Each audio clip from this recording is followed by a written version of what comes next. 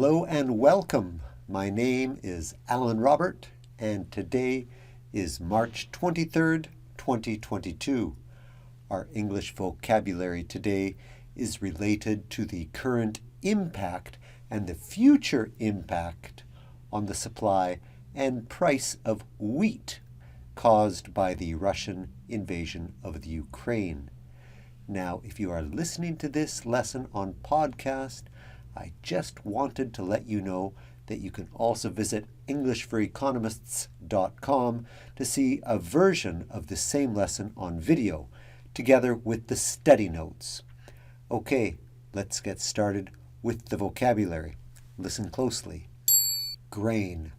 Grains are edible seeds of cereals or legumes. Wheat is a type of grain. Cereal. Cereal are plants belonging to the grass family. Cereal plants produce grain. Wheat is a cereal grain. By the way, rice is also considered a cereal grain, and so is corn, which is also known as maize. Cereal grains. Staple food. That is a food that is a very important part of a population's diet. Wheat is a good example of a staple food. You have wheat, you make flour. You have flour, you make bread, crackers, and pasta. Wheat is an especially important staple in low and middle income countries. Harvest. The process of collecting wheat or any other kind of crop from the field. First you plant, then you harvest. You have the planting season, then you have the harvest season. Fertilizer. Fertilizer is what you add to the soil to make plants grow faster. Fertilizer can be natural, but now, most often, it comes from petrochemicals. Bread basket. That's a nice word. A bread basket is a region that produces grain for other regions. Regions that provide grain, bread baskets. Bushel. A bushel is a measurement used in the trade of many soft commodities. Bushels can refer to volume, mass, or weight, and that measurement can vary depending on the country. It gets pretty confusing, but just remember this: a bushel is a unit of measure. Okay?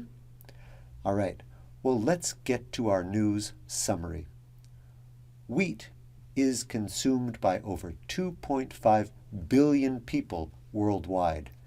Many of these people live in low and middle income countries where bread is an important staple food. Many of these countries are not wheat self-sufficient. They rely on global imports to meet demand. This is of concern because these days Russia's invasion of Ukraine has damaged the supply chain by blocking Ukrainian ports. Also, railways, which are crucial for moving cereal grains from the farm to the ports, have also been damaged by bombing. There are 2 wheat harvests per year in Ukraine. The most important is the crop that was planted last autumn. There are over 6 million hectares of wheat planted in farmers' fields across Ukraine that will be due for harvest in June and July of 2022. The planting of spring grain, which should be happening right now, will be affected also by rising fuel and fertilizer prices, as well as potential worker shortages if workers cannot reach their fields.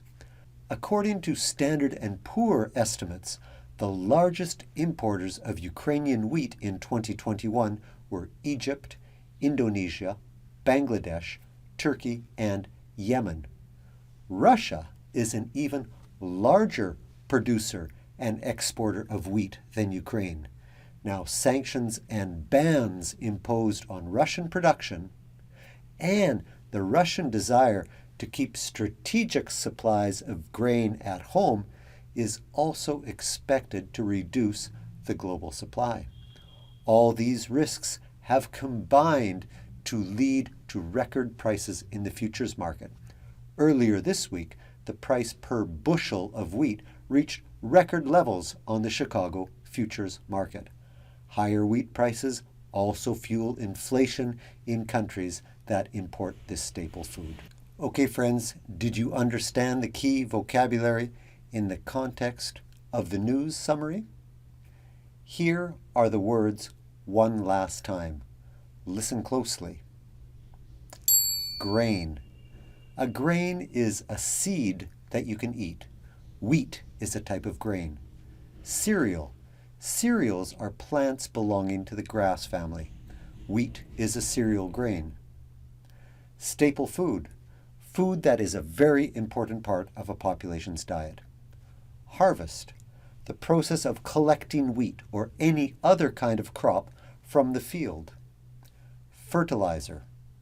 Fertilizer is what you add to the soil to make plants grow faster. Breadbasket.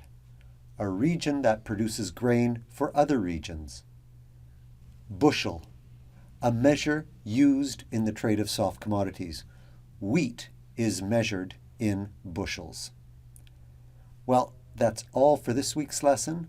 Please follow this channel so we can stay in touch and share this lesson with anybody else you think would enjoy it. Please, if you think you learned something new, leave a review and click the like button.